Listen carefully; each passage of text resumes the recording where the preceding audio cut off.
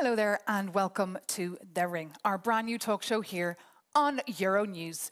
Each week, two elected members of the European Parliament will go face-to-face on some of the pressing issues that they're debating inside the European hemicycle in Brussels and Strasbourg. And the tone for this show, The Ring, has been set by the European Commission President Ursula von der Leyen. Europe is in a fight for a continent that is whole and at peace, a fight for our values and our democracies. But what kind of fight and what kind of values, what kind of future do we want here? That is exactly what we will explore on this brand new show, The Ring. And the topic, of course, for this very first edition is EU enlargement. Europe was built on a promise that unity can transform a history of conflict into a future of peace.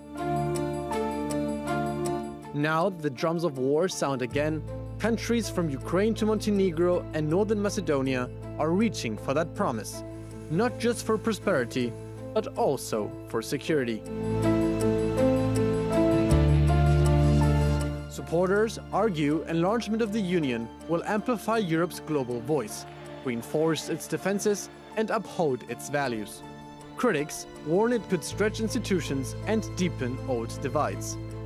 So the real question is, will Europe rise to the challenge and open its doors, or close them at a defining moment in its history?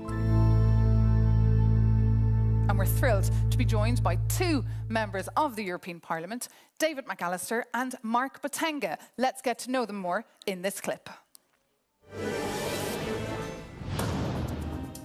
David McAllister, veteran member of the European Parliament, Chair of Foreign Affairs, Vice President of the centre-right EPP Group, a leading voice in European and transatlantic affairs. And when enlargement talks with Albania and North Macedonia were delayed, he didn't hold back.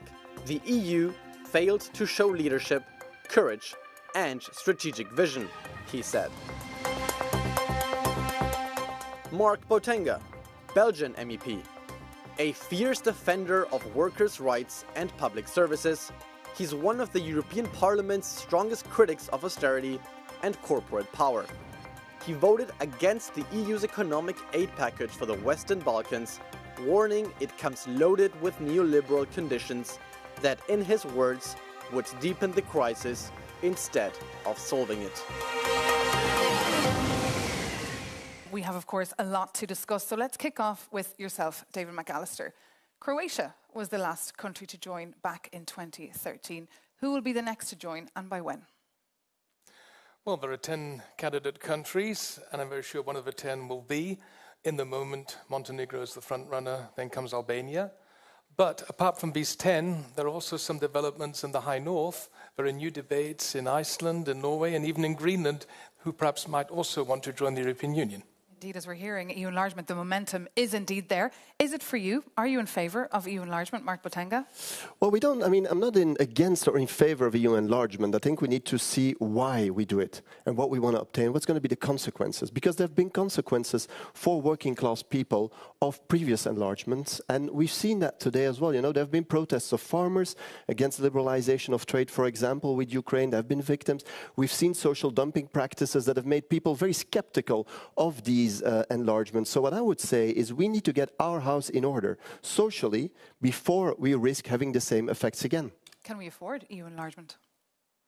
The history of the European integration has always been the history of enlargement. We started with 6, we became 9, 12, 15, 25, 27, even 28 members. There are 48, 49 countries in Europe, and 10 out of these want to become members of the European Union, and we should support these countries in their aspirations. But of course, in the end, all the necessary criteria need to be met, politically, financially, economically, that's clear. But I am happy to see that further countries want to join our family of nations because they share our values and they believe that they are stronger and better off together with us. And we saw the so-called report cards or progress reports coming out today from the European Commission this week in Brussels. What are your views on them? Well, obviously we've received these hundreds of pages just recently, so we're not going to pretend any one of us, I think, to have read or studied them in depth. However, one thing I looked at, and which I'm disappointed by, I mean, is that of course, we know this is no longer just a merit-based process. I mean, there's a geopolitical dimension to it now. No one's going to deny that. But what I have seen is that over the last years, I've seen a lot of protests from trade unions, International Trade Union Confederation, European Trade Union Confederation, saying there's a clear backsliding on working-class democracy in Ukraine. There have been new laws. There's been even the Secretary General of the Federation of Trade Unions of Ukraine that's been put under house arrest, right?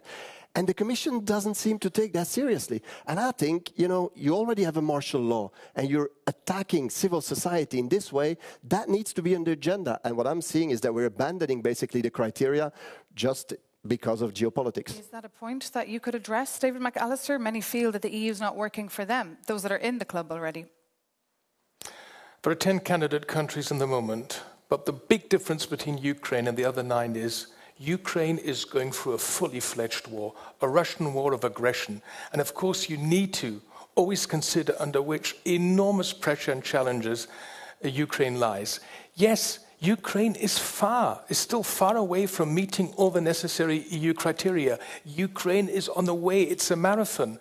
And of course, also the Commission has been very outspoken in also criticizing what is not going well in Ukraine. But my impression is that the Ukraine government usually responds in a positive way to the criticism coming from the Commission and the European Parliament. That's why we need to also work on social standards and workers' rights in Ukraine, just like in any other candidate country.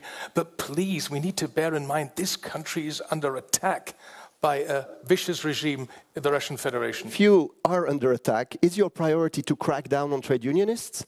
Is your priority then to say we need to liberalize the energy sector, the banking sector? No, I mean, your priority should be to bring back peace, to get back your sovereignty and so on. So this argument of, you know, war in order to justify social repression, I think is just out of scope. Well, Mark, I'm very sorry, I didn't say that. I said that, of course, Ukraine has to also meet all the necessary criteria. And there are a lot of things where Ukraine still has to do a lot of homework. But in general, we need to just consider under which enormous challenge they are, fighting a war against Russia on the one hand, and on the other hand, preparing to join the European Union. That is very impressive and that deserves respect. But once again, I am not arguing, I'm not defending this. In the end, they will have to meet all the criteria, including the social criteria you have mentioned. So we agree being disappointed by the Commission.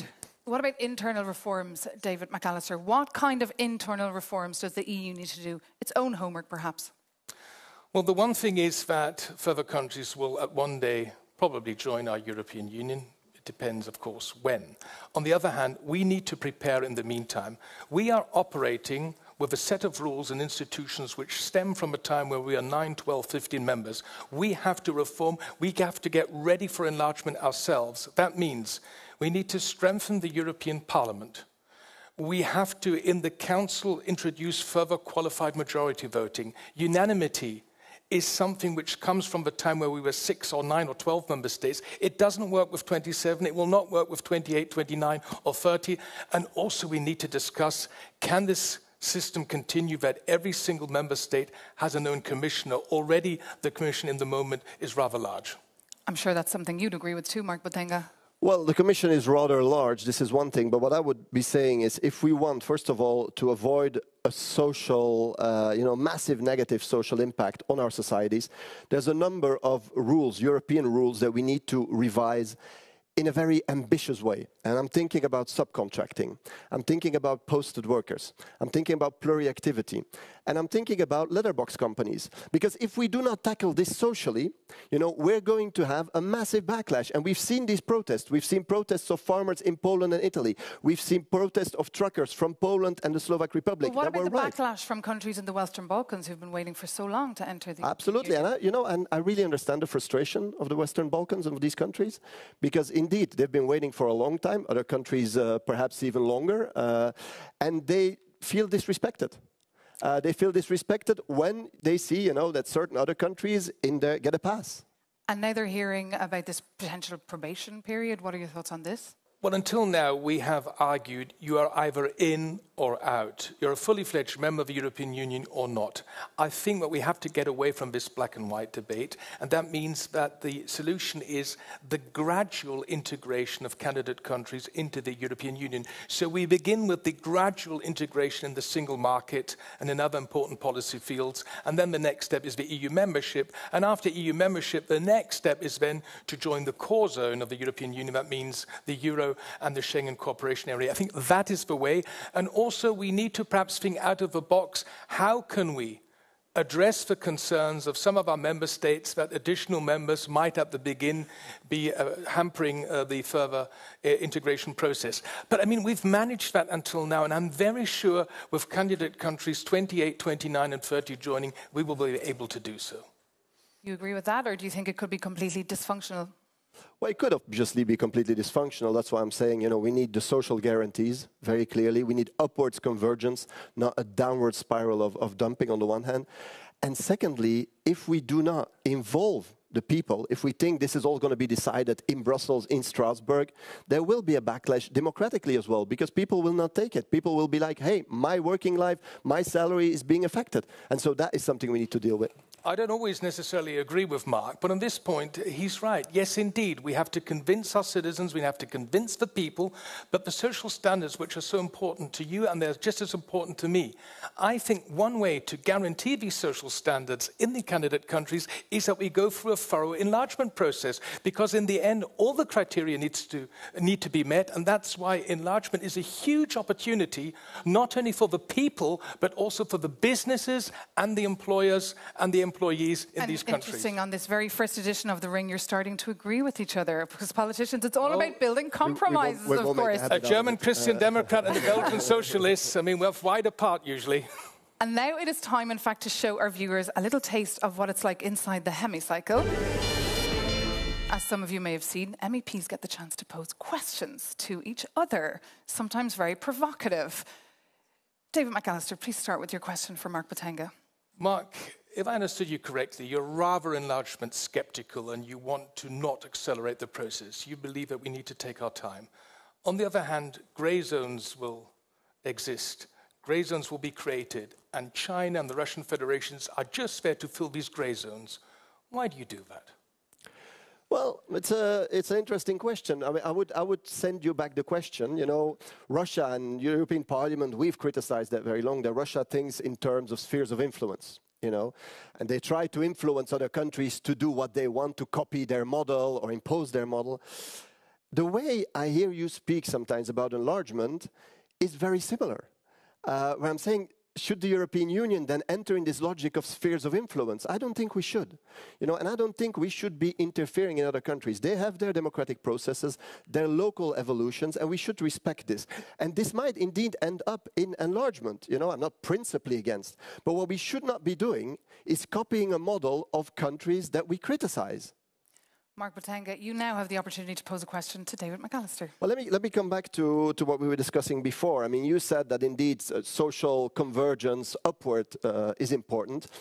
Then I'm going to ask you, why is EPP systematically opposing, ambitious social proposals that could basically end or limit social dumping? I'm thinking, for example, of banning subcontracting below 1 or 2 levels. I'm thinking of, for example, forcing letterbox companies to have real activity in the country they're officially based. Think of Slovenia, think of a number of other countries. Why doesn't EPP take that social agenda seriously, aside when we're discussing very abstractly about enlargement? Okay, thank you for your question. Not directly related to the enlargement countries, I understand. But it's very close to your heart, of course. Well, look, first of all, the EPP has always been the leading party when it comes to further developing the social market economy.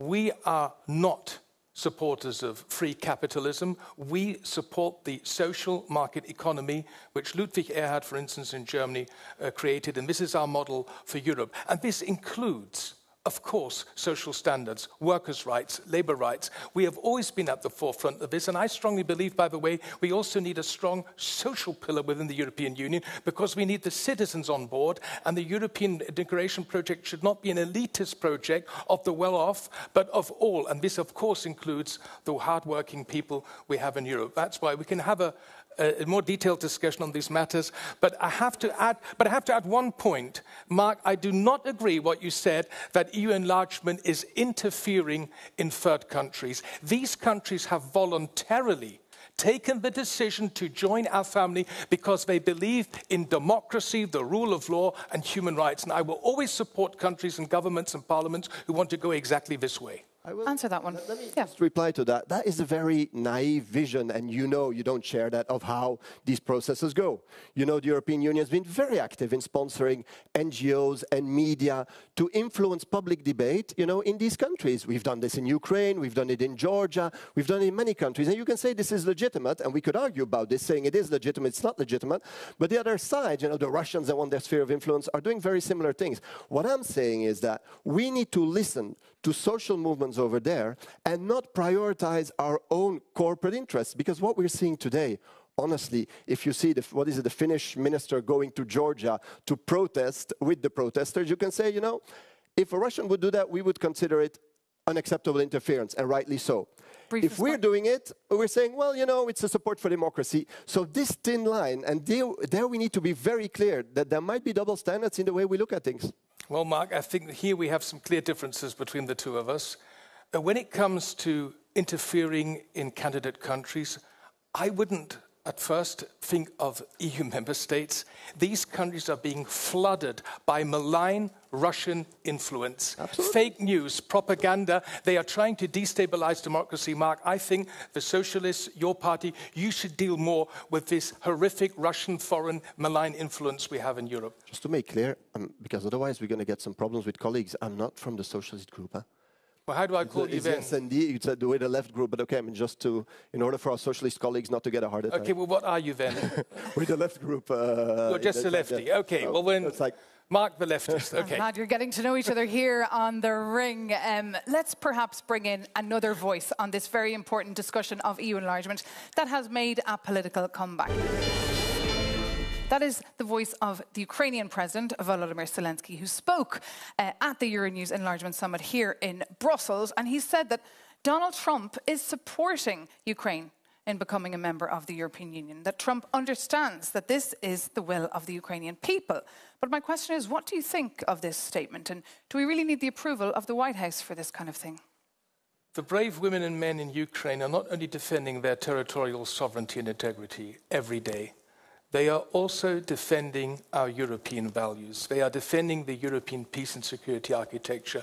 And if there's one people in Europe who has shown how committed they are to the European integration progress, then it's the brave women and men from Ukraine. They deserve all our support.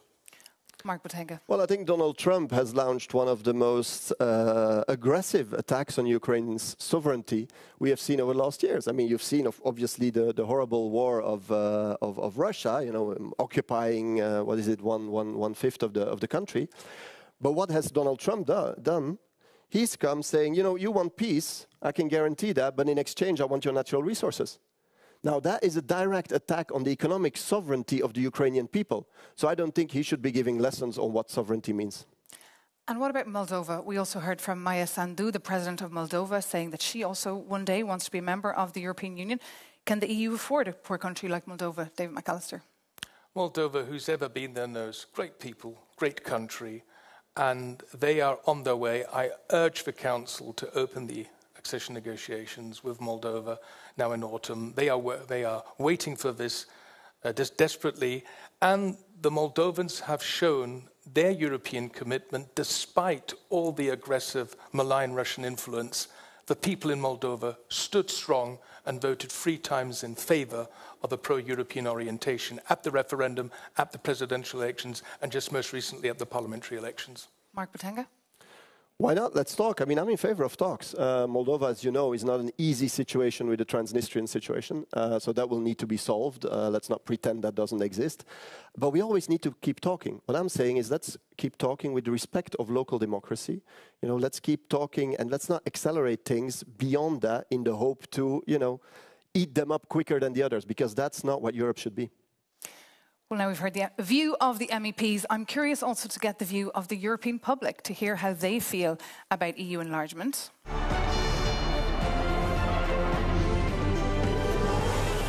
We've been digging into the latest Eurobarometer, and according to the latest data, 56% of Europeans are in favour of EU enlargement, 39% show mistrust. The pros of those polled were that the EU could benefit from larger markets, there'd be more work and more skilled labour, and the cons, many said, the cost for the taxpayers, the risk of corruption, organised crime and terrorism, and also uncontrolled migration. One of the very interesting points is as well that most people don't believe they will benefit themselves from enlargement. Now, the idea is nice, and the idea, this is also why in the EU bubble it's so, you speak about enlargement because it's nice, like Europe expanding. But many people are afraid and know they will not benefit if we do not have the strong internal social measures, and apparently EPP would be open to that, so that's the news of the day, then we cannot do this enlargement. I take very seriously that 39% are against. And we have to work on this. We have to improve our communication. We have to explain to our citizens that further enlargement, if we do it properly, I am not advocating enlargement for enlargement. I am advocating an enlargement process which is merit-based, where each country is individually judged, and that in the end all the necessary criteria are met. And by the way, enlargement is a regatta, not a convoy. But in the end, if these countries, with their economies, join, it is beneficial for both sides because it means new markets, new business opportunities, and the enlargement until now has shown, especially the big enlargement in 2004, that it was beneficial for everyone in Europe. Was the Big Bang enlargement successful in your view, Mark Botenga? Many people in, older member states, France, Germany as well, Belgium, saw this as an opening for social dumping, which was reality for many people. And many people in the more eastern, the more newer member states left their countries. But it did create structural, or aggravate perhaps structural problems within the European, let's say, the subcontinent of Europe. And if we're going to do that again with now one, at least, very big member states, demographically, economically, as Ukraine, we might have that in a much, much stronger version. I think the solution to the problem of social dumping is what we have seen in other cases, transitional periods. That we don't go from one extreme immediately to the other, but we have these transitional agreements, these transitional periods is for the free movement of labour, as we had with some Eastern European countries after 2004. What about some of the cons there that we listed? We need to better communicate. It is our duty, not only in the candidate countries, but also in the 27 member states, to convince our citizens that this is beneficial. And I would see there are 48, 49 countries in Europe. 27 are in the European Union. But the European project has always been open to all countries who lie geographically in Europe, who share our values, and are ready to go for a very challenging negotiation process. That's where we are.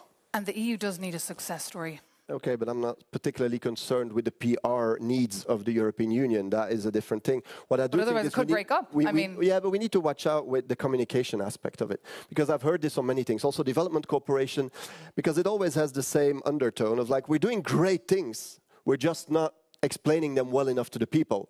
I think people have real concerns, and we need to take that seriously and adapt policies, not just adapt, PR strategies. So I think this is really important. And secondly, let's on the other hand not stigmatize potential member states. Mark, if we had applied your attitude, the enlargement in 2004 wouldn't have been possible. And I'm happy to live in a Europe. I would have been happy. I'm happy to live in a European Union where Poland, the Baltic countries, the Czech Republic, and others are also fully fledged members. The Europe is more than old Western Europe. Europe is Western, Central, and Eastern Europe. And I think that if these countries, these candidate countries, are on their way to fulfill all the necessary criteria, and I have been the rapporteur for one of the candidate countries for 5 years. I know what hard work it is.